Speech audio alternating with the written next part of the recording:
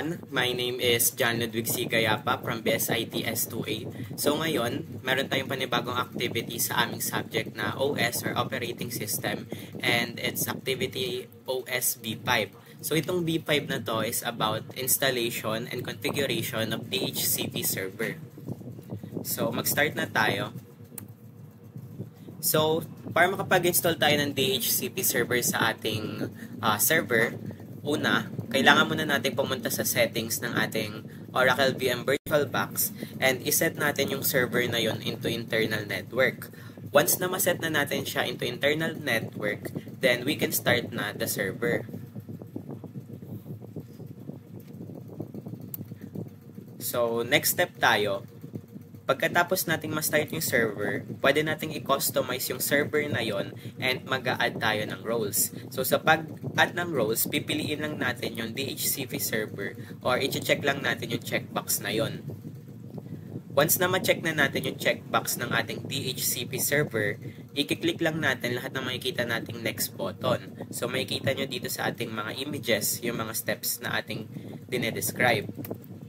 So for the next step naman, once na ma-next na natin yung previous step, kailangan nating i-validate yung ating preferred DNS server na IPv4 address. So, makikita nyo dito, meron dito validate na button and magbabalid dito, mag-check or magsasabi na valid yung ating preferred DNS server bago tayo makapag-proceed.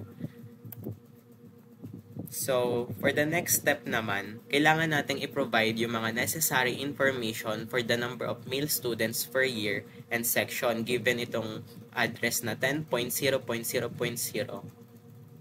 na may cut na 8. So, ang mangyayari dyan, para makuha natin yung starting IP address or the first usable host address, kailangan lang natin from the cut, isi-zero natin yung mga susunod. Then, yung pinaka-last is gagawin nating 1. Kaya ang mangyayari, ang ating starting IP address is 10.0.0.1. Sa last usable host address naman, is kailangan naman natin i-255 lahat. Then yung pinakalas naman is isi-zero natin. So, ang mangyayari dyan, 10.255.255.254 since yung pinakalas is ginawa nating 0. So, makikita nyo, ayun yung ating starting IP address and ending IP address. So, for the next step, gagawin din natin yung ginawa natin sa mga number of female students per year and section. So, dito, meron namang given na address na 172.16.0.0 cut 16. So, mangyayari dyan, yung ating starting IP address is magiging 172.16.0.1. Then, yung ating ending IP address is 172.16.255.254. So, ang mangyayari, once na ma-add na natin lahat ng DHCP server na yon, makikita na natin yung mga name and address range ng DHCP server for both male and female, which is yung makikita natin dito sa ating image. So, ine-next lang din natin yan. And once na ma-next na natin yon, kailangan natin i-enable yung DHCP version 6 na stateless mode for this server. So, once na enable na natin yon, then i-click lang din natin ulit yung next button. After natin maklik yung next button, kailangan naman natin i-validate yung ating preferred DNS server na IPv6 address. So, makikita nyo, once na maklik yung validate button, may lalabas sa baba na check or valid na yung ating preferred DNS server IPv6 address. Then, in-next lang din ulit natin to. So, after nito, hindi mo pwedeng i-click yung next button dito since ang default is naka-use alternate credentials. So, ang gagawin lang natin, pipindutin lang natin yung radio button ng use current credentials, which is yung username natin. Then, once na pinili natin yon, then pwede na tayong mag-next or proceed sa next step. So, after clicking next, magpo-proceed na tayo sa installation. So, medyo matagal yung installation, pero once na matapos na yan, then makakapag-proceed na tayo with the another step na. So, wait lang natin yung installation na yon. Then, ayun na, after ng installation, pwede na natin i-check if na-install nga ba talaga yung DHCP dun sa ating server. So, pupunta lang tayo dito sa start, yung Windows Start sa pinaka lower left. Then, Once na mapindot na natin yan, i-enter lang natin yung word na DHCP, then lalabas na yung DHCP na ito. So once na open na natin yung DHCP, lalabas na yung mga scope natin, which yung for both male and female. Then, kailangan natin puntahan yung address full under dun sa, for example, sa mail mo na tayo. I-right click lang natin yung address full and i-click naman natin yung new exclusion range. So, base sa requirements, ang exclusion range is the first 10 and last 10 usable address.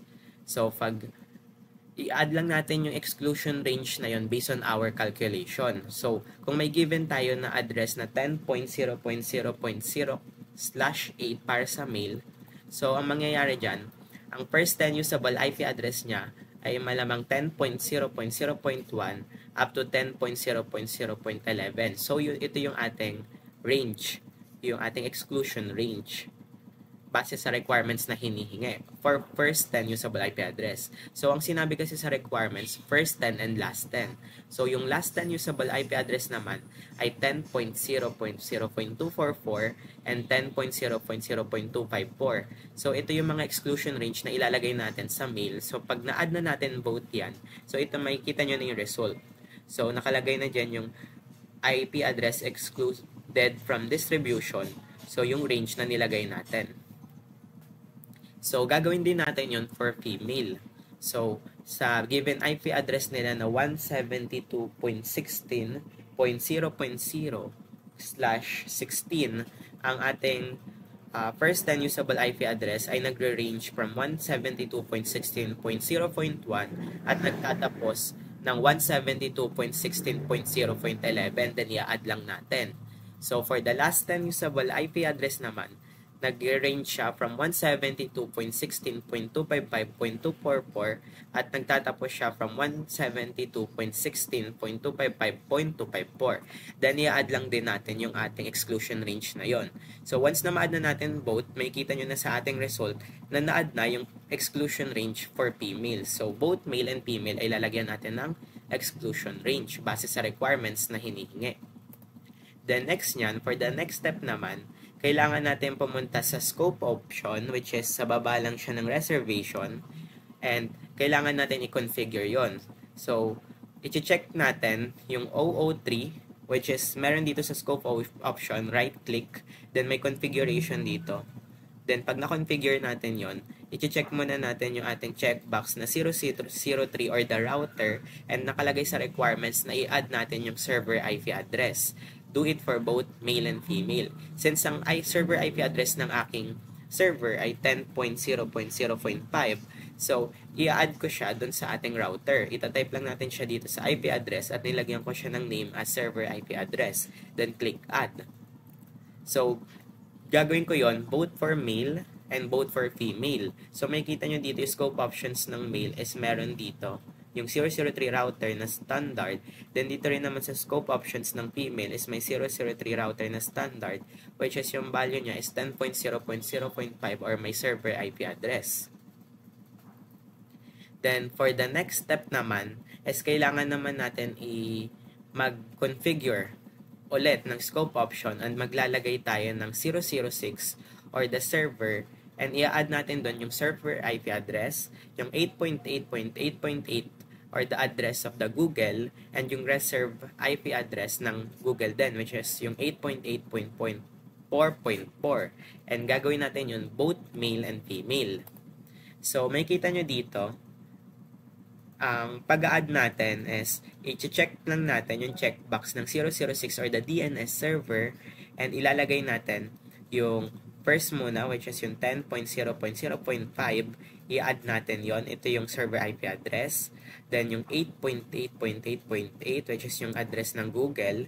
Then, i-validate yun ng DNS server, and i-wait lang natin for some time due to the network traffic. Once na ma-add na natin yung 8.8.8.8, then yung next naman na i-add natin is the 8.8.4.4. So, once na ma-add na natin yung tatlo, gagawin natin yun for both male and female since yun yung pinaka-requirements ng ating activity.